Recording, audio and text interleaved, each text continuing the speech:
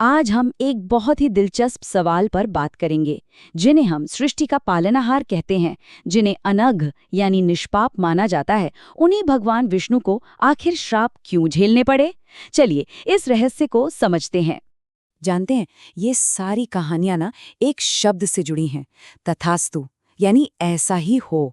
ये सिर्फ एक शब्द नहीं है, बल्कि ये एक तरह की दिव्य स्वीकृति है। ये हमें दिखाता है कि कैसे धर्म की स्थापना के लिए हर परिणाम को स्वीकार किया गया। यही वो धागा है जो इन चारों कथाओं को एक साथ पिरोता है। तो सबसे बड़ा सवाल यही खड़ा होता है, जो खुद ब्रह्मांड के रक्षक हैं, जो पाप से परे हैं, क्या उन्हें किसी तथाकथित पाप के लिए श्राप मिल सकता है?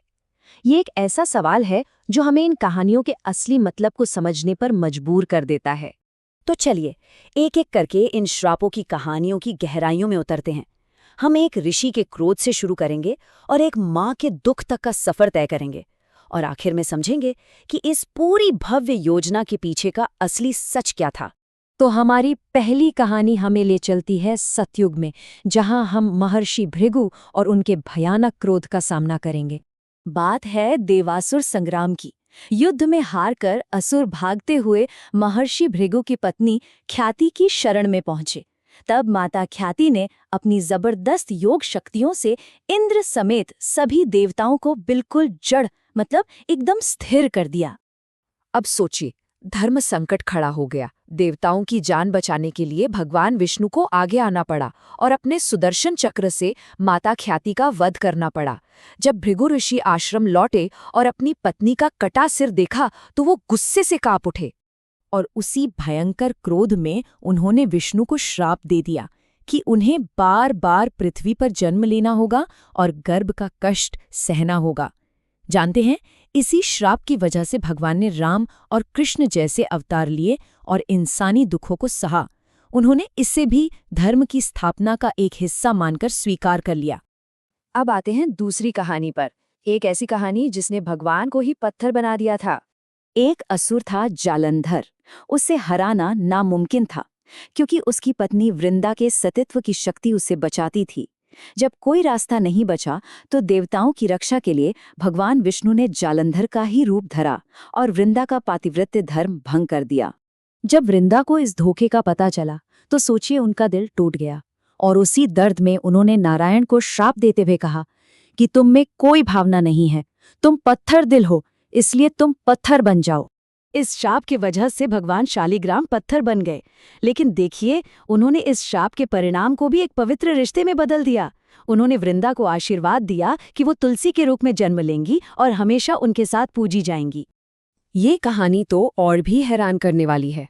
क्या कोई सोच सकता है कि विष्णु के सबसे बड़े भक्तों में से एक नारद मुनि उन्हें श्राप दे देंगे? आइए इस अनोखी कहानी को जानते हैं। हुआ ये कि एक बार नारद मुनि को थोड़ा अहंकार हो गया कि उन्होंने कामदेव पर विजय पा ली है। उनका घमंड तोड़ने के लिए विष्णु जी ने एक लीला रची। नारद एक राजकुमारी से विवाह करना चाहते थे, तो उन्होंने स्वयंवर जीतने के लिए विष्णु से हरि रूप मांगा।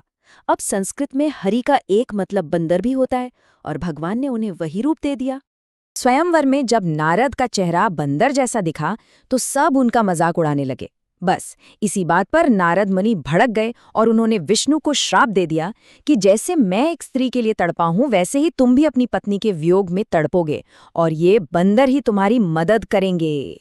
और देखिए, इस श्राप ने अनजाने में ही रामायण की पूरी पटकथा लिख दी। भगवान ने इस श्राप को भी मुस्कुराकर स्वीकार कर लिया, क्योंकि इसी से तो एक महान गाथा की शुरुआत होनी थी। और अब चलते हैं आखिरी और शायद सबसे दुख भरी कहानी की तरफ। एक ऐसा श्राप जो महाभारत युद्ध की राख से उठा था। महाभारत का युद्ध खत्म हो चुका था, रणभूमि लाशों से पटी थी। गांधारी ने जब अपने 100 बेटों के शव देखे तो एक माँ का दिल दर्द से फट पड़ा, और उन्होंने इस पूरे विनाश का दोष भगवान कृष्ण पर मर दिया कि अगर वो चाहते तो ये युद्ध रोक सकते थे। अपने उस भयानक दुख में उन्होंने कृष्ण को श्राप दिया कि जिस तरह मेरे कुरु वंश का नाश हुआ है, ठीक वैसे ही आज से 36 साल बाद तुम्हारा पूरा यदुवंश भी आपस में लड़कर खत्म हो जाएगा। ये सुनकर भगवान कृष्ण बस मुस्कुराए। उन्होंने तथास्तु कहकर उस श्राप को स्वीकार कर लिया। वो जानते थे कि अधर्म को पूरी तरह से खत्म करने के लिए ये भी जरूरी था। ये एक बड़ी योजना का ही हिस्सा था। तो ये थी वो 4 घटनाएं, एक क्रोधित ऋषि, एक छली गई पत्नी, एक अपमानित भक्त और एक दुखी माँ। इन सभी ने पालनहार को श्राप दिया। पर अगर हम ध्यान से सोचें तो क्या ये वाकई उनके पाप का नतीजा था या फिर किसी बहुत बड़ी योजना का हिस्सा? अब वक्त है इन सारी कड़ियों को जोड़ने का और उस बड़ी तस्वीर को समझने का जिसे हम भव्य योजना कह सकते हैं। हमारे धर्म ग्रंथों में इसका जवाब एक बहुत ही सुंदर शब्द में छिपा है, लीला। लीला यानी भगवान का दिव्य खेल। ये ईश्वर की वो गतिविधियां हैं जो भले ही हमें साधारण लगें या कभी-कभी गलत भी लगें, लेकिन उनके पीछे एक बहुत बड़ा उद्देश्य छिपा होता है। तो असल में ये नारायण के पाप थे ही नहीं, ये तो उनकी लीला थी। उन्होंने हर श्राप को तथास्तु कहकर क्यों स्वीकार किया? क्योंकि यही तो एक तरीका था जिससे वो इंसान के रूप में जन्म लेकर हमें धर्म, कर्म और स्वीकृति का सबसे बड़ा पाठ सिखा सकते थे। ये सब हमें सिखाता है कि कर्म का नियम कितना अटल है। खुद भगवान भी उससे बचते नहीं बल्कि उसे निभाते हैं। अब ये सोचने वाली बात है कि इन चारों कहानियों में से कौन सी कहानी कर्म के इस अटल नियम को सबसे गहराई से दिखाती है।